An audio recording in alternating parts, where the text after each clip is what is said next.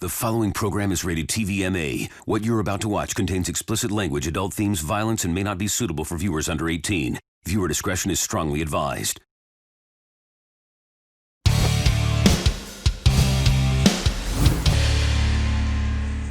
Hello, people of the internet. My name is JD Shadow. As you have seen over the past few weeks, the internet gaming world has been taken by storm by a number of accusations of the inappropriate to say on YouTube kind.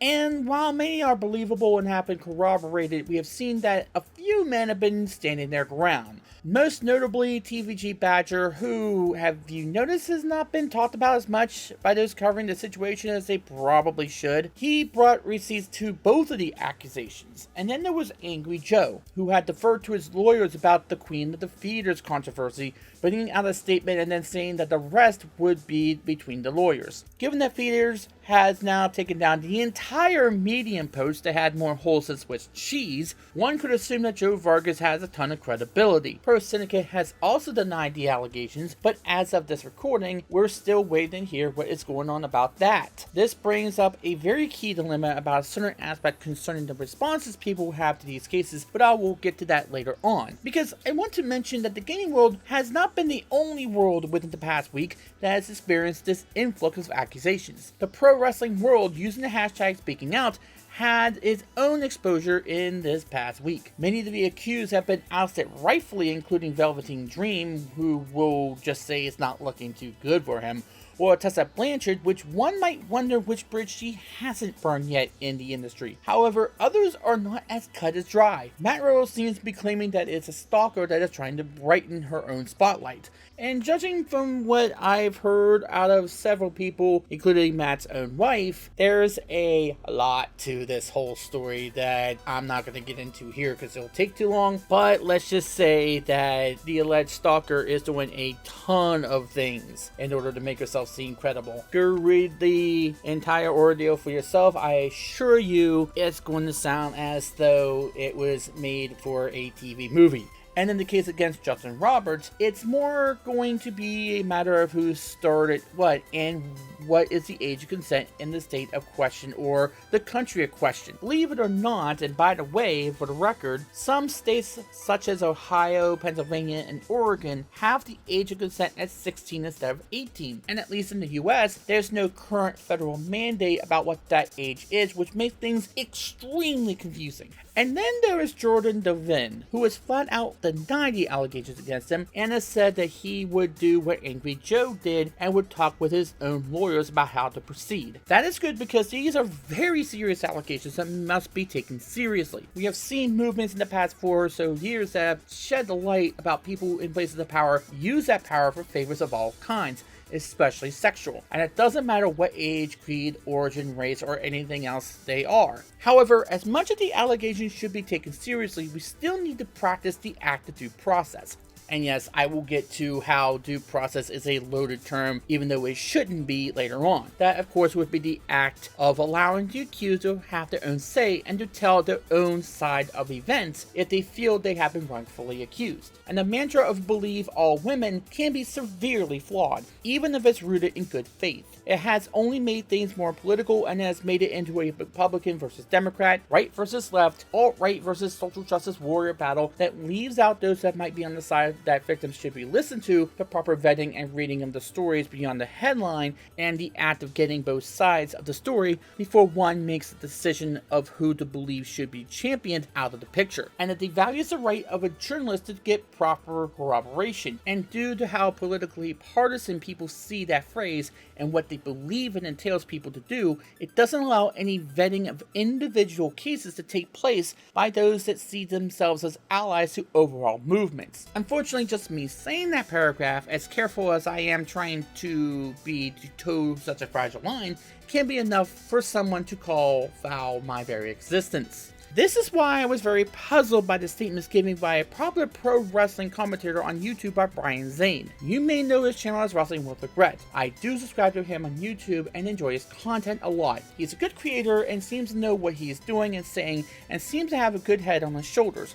He's very knowledgeable about what he talks about, but that doesn't mean I always agree with him at every single viewpoint he has. One could safely say that you don't have to agree with everything your favorite commentator says. The point is to open up the realms of discussion, not to close them, which I do all the time. I do not expect for everybody to agree with me, but to at least listen to me, give me the respect and dignity in order to listen to what I have to say and to know that I'm trying to open up conversation. And I don't agree with everything he has to say either. I have never agreed with his boycott of the WWE Saudi Arabia shows, for instance. I get why he does it, and that's his right. However, I don't think denying that civilians from that country are not responsible for the prince's obvious crimes and not covering something that the company deems one of its more important events is a decision I would make myself. However, it is one of his latest videos that I want to respond to, which is his take on the speaking out phenomenon. Before I go any further, let me be very clear and frank. I am in no way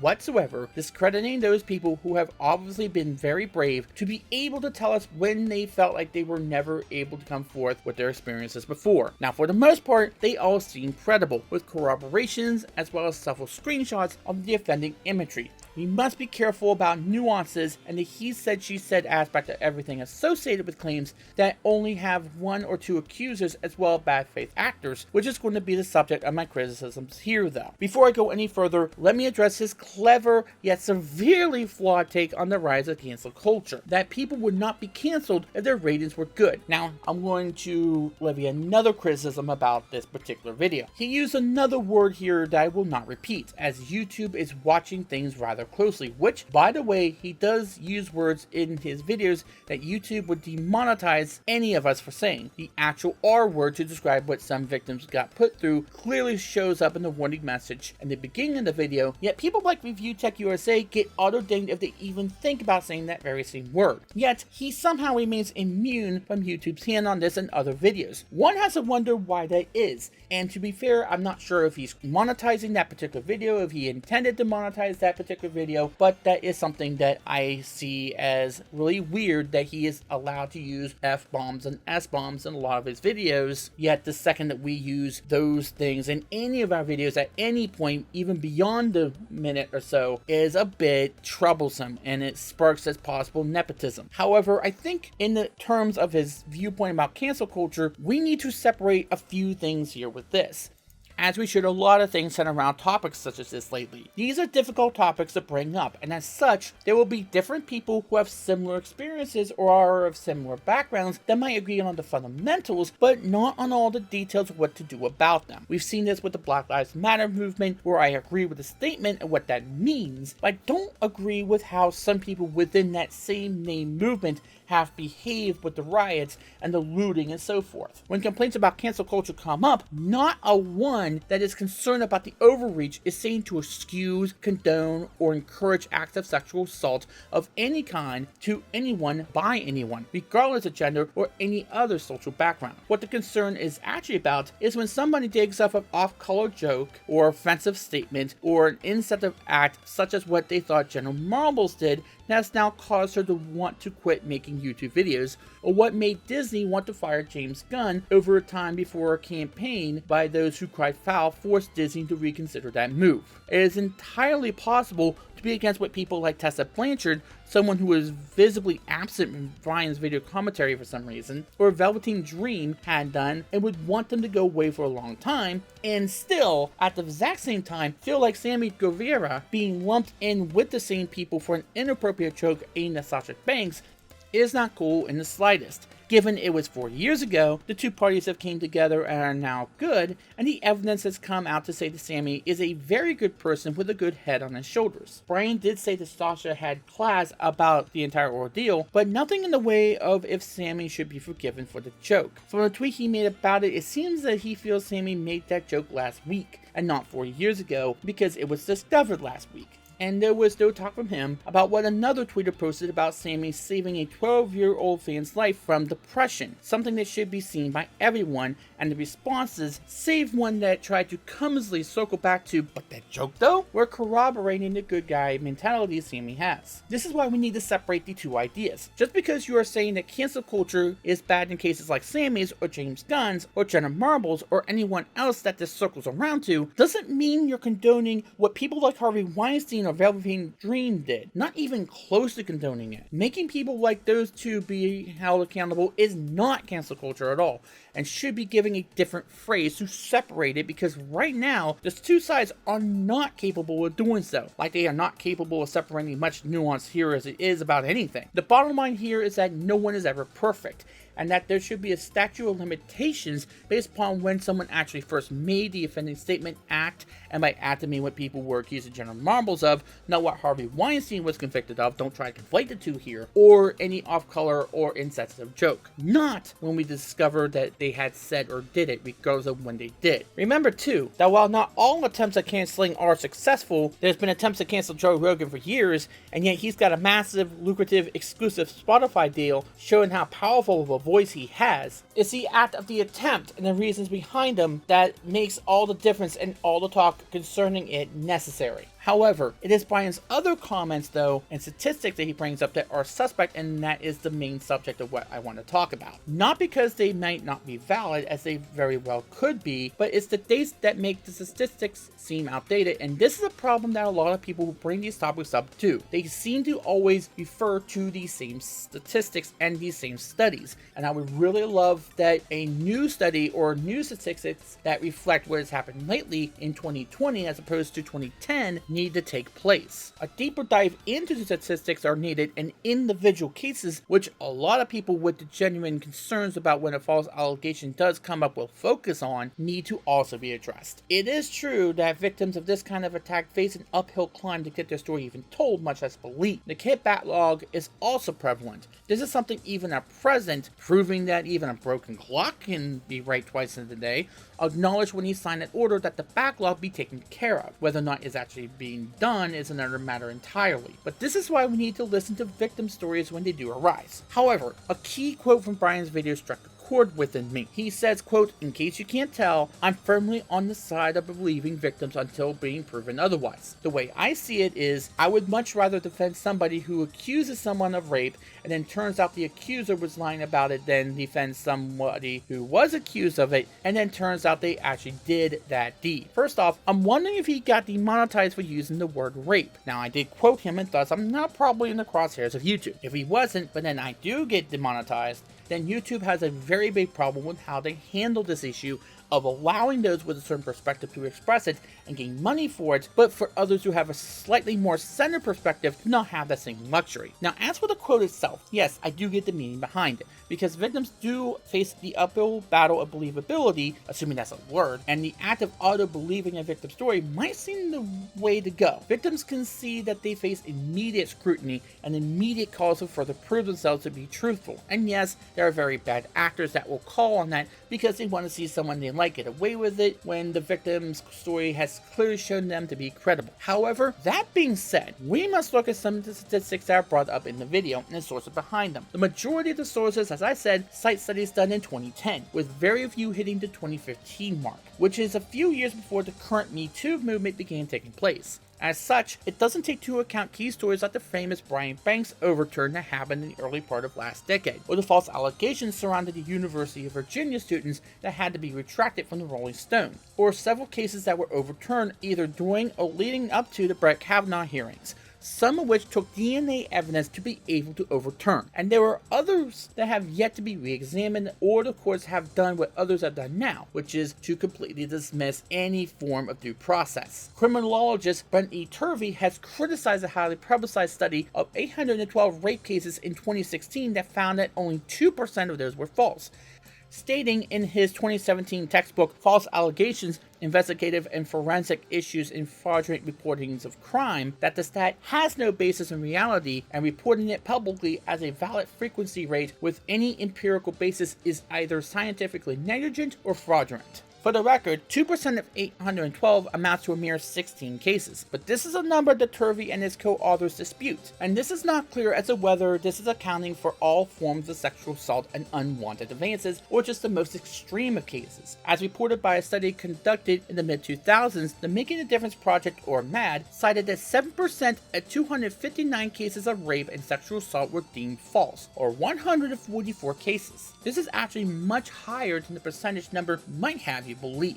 Now, if you apply that percentage to the amount of cases that were in the FBI's report, 116,645 in 2014, the most recent available as of the recording of this video, then you would get a very staggering number, 8,165, around 22 per day of that year. Furthermore, we need to factor in the basis of not guilty versus exoneration, or those that were never reported. Those two things could sway the numbers in either direction, but it's the former that must be examined. The overturned cases were of exoneration, where enough evidence has been presented to prove the innocence of the accused. Not guilty, on the other hand, means that there was not enough evidence to provide beyond a reasonable doubt that the accused had committed the crime, but did not have enough evidence to prove their innocence either. This does get conflated a lot, but this could also mean that if enough evidence were to be presented, that the accused could be proved innocent rather than guilty instead of the other way around. This shows that we need to hold up some of these stats to some scrutiny, because as low as some of those numbers might seem to be, they might not factor in the recent surge of the Me Too movement, where the movement has now been somewhat called into question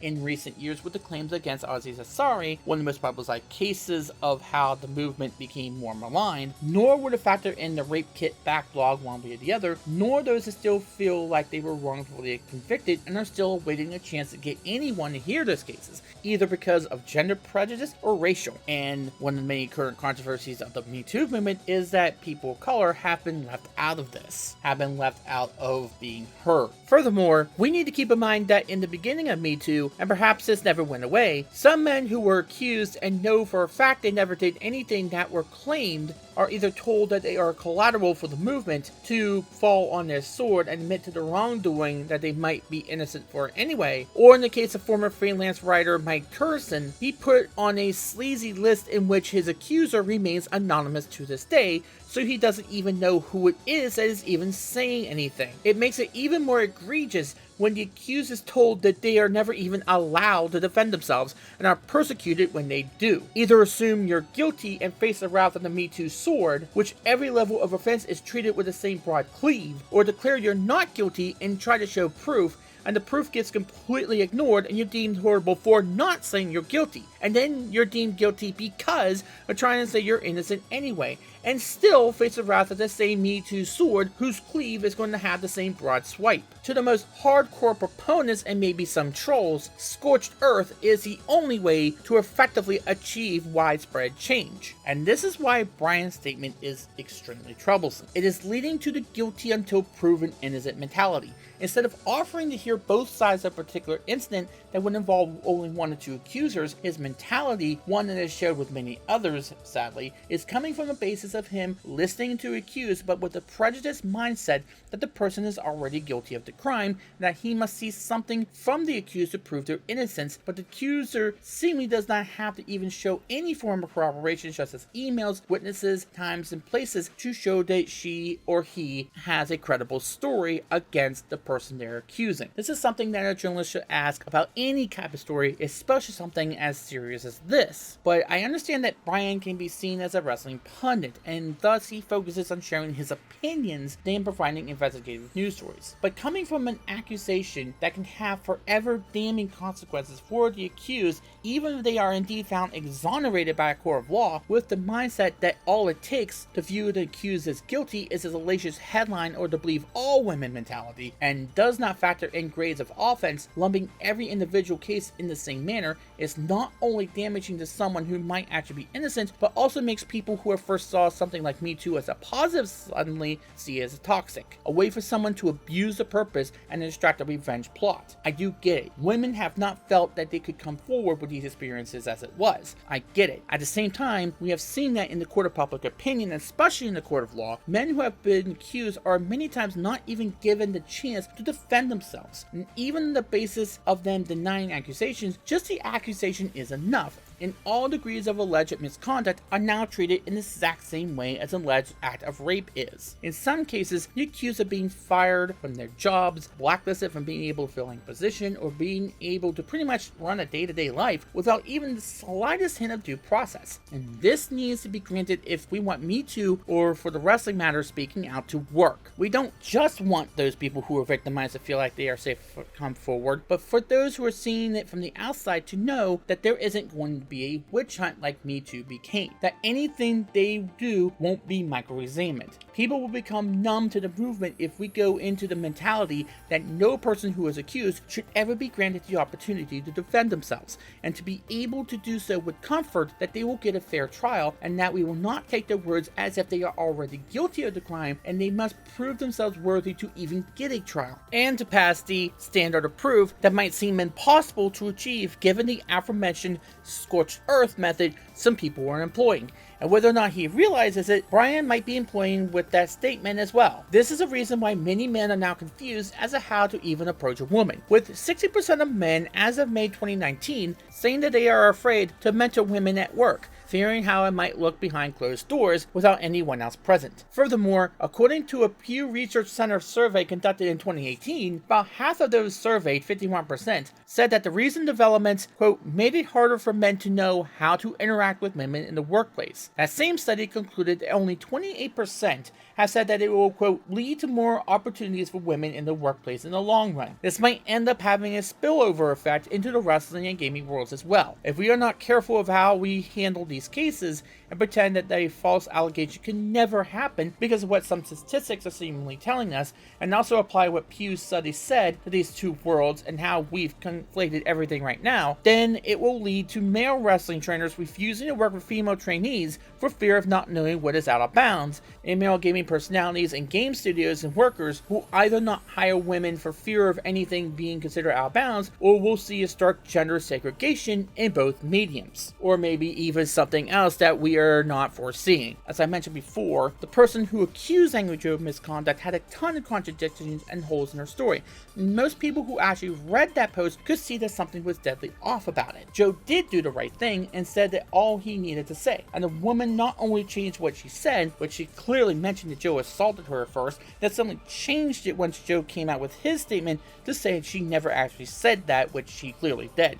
A sign that she realized her story didn't really add up. Then, she completely deleted the story a day later. In most other crimes, this could be seen as the accuser realizing that they might not have had a case, and they might be caught in a firestorm of lies. However, in the case of sexual misconduct, we have viewed that very same act as being scared off by her assailant. Why? Is it because of our heightened sensitivity toward those cases? No, we are never asking the accuser to spill the entire life story behind what happened. We understand that it can still be traumatizing to them to recall the events that took place, which is another form of criticism of the Me Too movement, is that we wait for the potential victim to come forward to act, which puts the responsibility on the victim still to speak out in the first place. However, providing as much information as they can in order to investigate the issue in a way that shows that we are taking the accusation seriously, while still waiting until we get the accused a fair and just hearing that allows them the opportunity to tell their version of events without the stigma that they are already skating on thin ice, will help a lot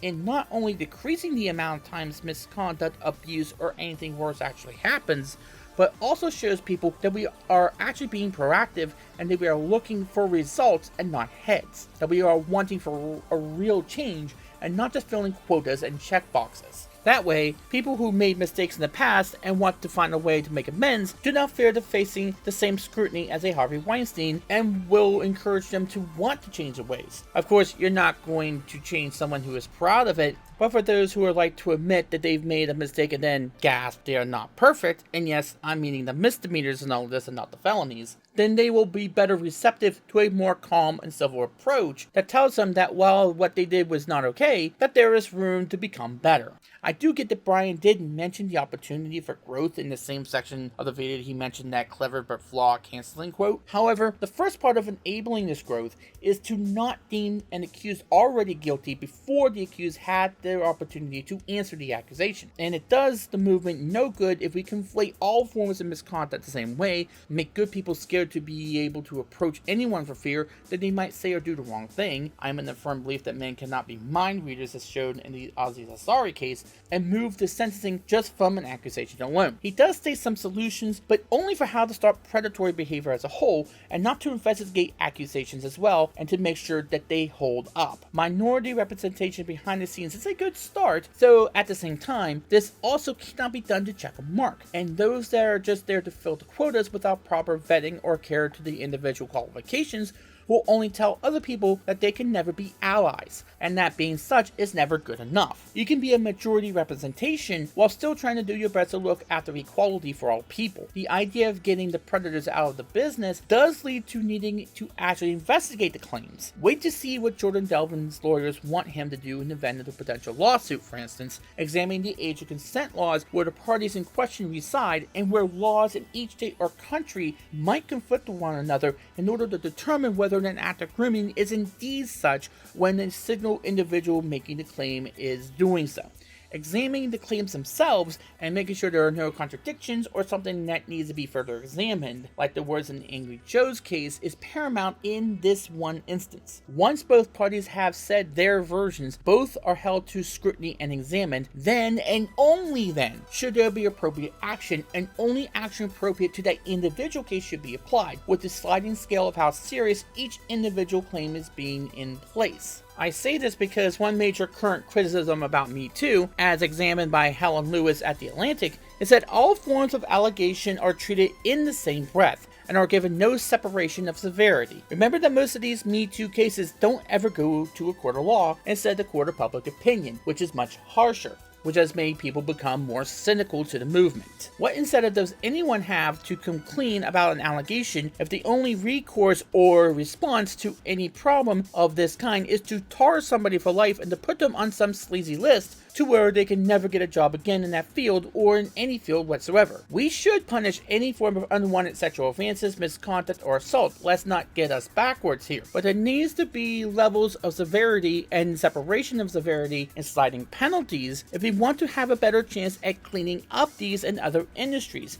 especially in the court of public opinion. If we treat everything in the same breath, all we will ever get are denials that will get us nowhere. The alleged perpetrators should not be afraid to either come clean or to try to prove their innocence in such a way that they are being listened to themselves and they are getting a fair trial. As the Atlantic writer states, we talk about rape and a hand on the knee in the same breath, and grouping cases together in a rallying cry like this is deeply unhelpful. Human resources might be a way to go, and I do agree with that to some extent, but what is stopping any HR from only looking after the company's image than protecting any one individual? Who would employ the people that make up that department? Would a promotion be able to provide that department? Not all promotions have the capacity or funds to create that kind of department. Bigger companies can do so, but again, how impartial will they be? Would they only look after their own company's best interests and not the individuals that are involved? Would they give both parties a fair trial and hear both sides without bias until they hear both versions? These questions must be asked. Brian sadly does not mention what are the solutions if an accused person is actually innocent. What happens to the person who made that false accusation? What should the punishment be for them if they turn out that they did make everything up, or did not say the entire truth of what actually occurred? It is a widespread belief that these few false accusations that have made it harder for real victims to be heard, and sadly, people who become skeptical cannot be blamed for how they feel when they took a look at how the falsely accused had to fight and fight to even get a chance to be heard and get a fair trial.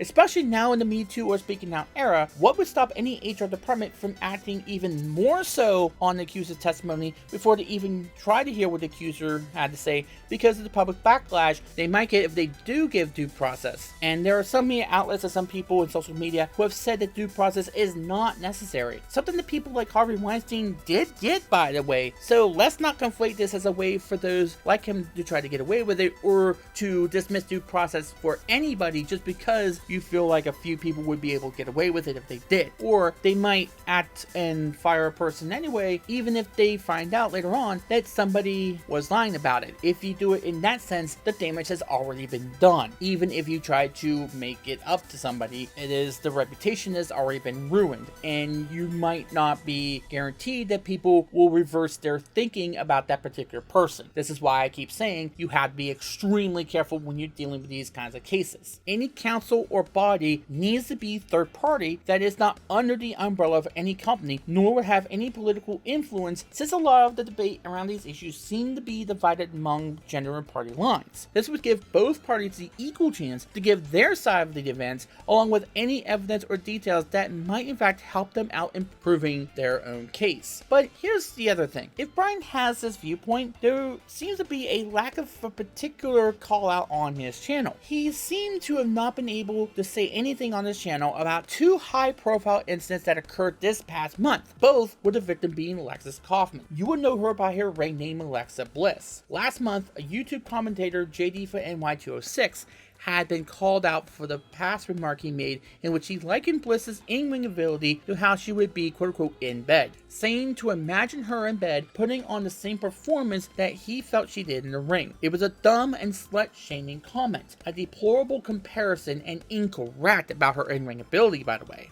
Then earlier this month, she had to put her Twitter and Instagram accounts on private due to a stalker sending her very inflammatory messages, to the point where she had actually established the "no, I don't want your comments anymore" that any man is asking for when they're dealing with this sort of thing with a woman. That's all most of them are really asking for, is to be upfront and not trying to give signals or anything like that. She did the right thing here. And even at that point, there were attempts to hack into her account while it was private to further harass and belittle her. Now, these could be slam dunks for Brian to actually call out, because from the history of his channel, he seems to be very passionate about these sort of issues and to take the side of those people who are harassed like this. However, even though he might have liked a few tweets concerning the first incident, there was no formal mention of any of these two incidents anywhere on his channel. Zero. Perhaps I missed the one video that he even brought any of these two incidents up, and for the record, I covered the JD for NY206 incident in 2 videos last month,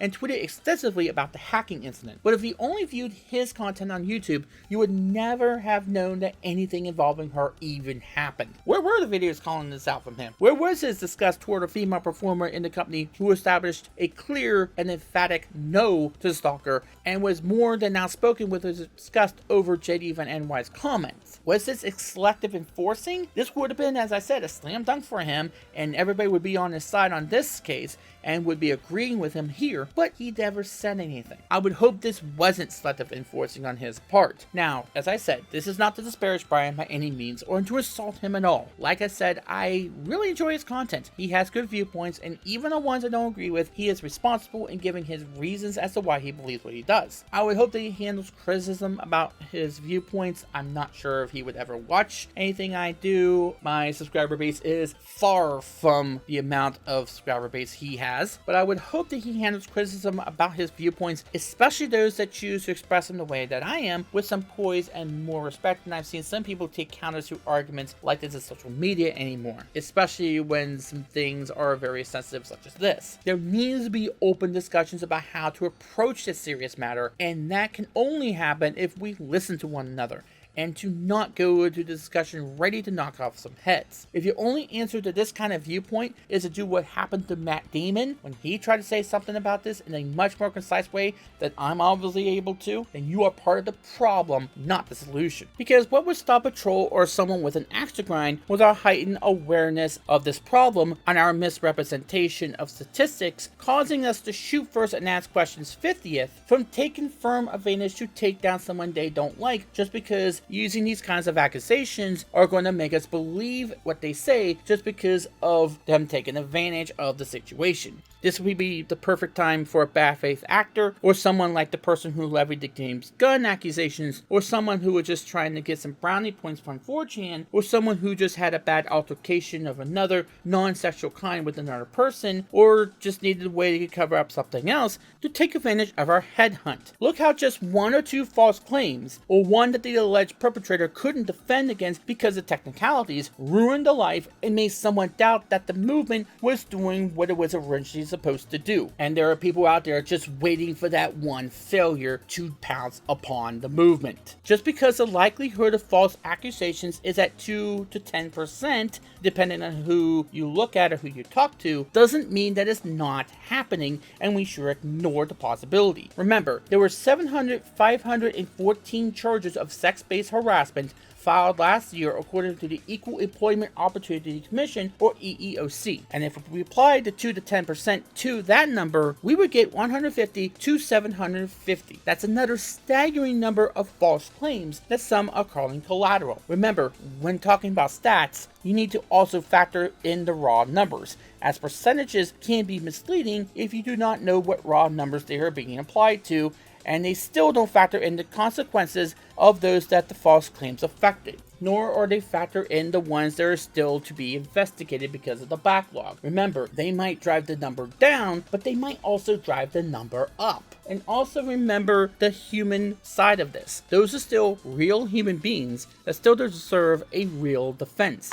And putting real faces on those numbers can show just how nerve-wracking trying to fight off a claim as serious as these can be. Especially when you not only have a mob calling for the heads of everyone they hear with as little as a rumbling of something amiss on a pike before they even read the stories and then scorch the earth thinking that's the only way to handle these kinds of things, but content creators that don't even realize they might be only opening the armory door that is holding the pitchforks and torches for that mob. I do not want people to get away with abusing positions of power for these kinds of abhorrent attacks and favors. But at the same time, I want to be sure we're getting rid of the people that actually need to exit stage left and not those that just made a mistake or are getting targeted for another reason. And I also don't want those that choose to abuse a movement with good intentions to further an agenda of their own and to damage innocent people's reputations. I want there to be actual due process that serves out justice where it needs to, but gives everyone an equal opportunity without fear to explain themselves. If we do that, then we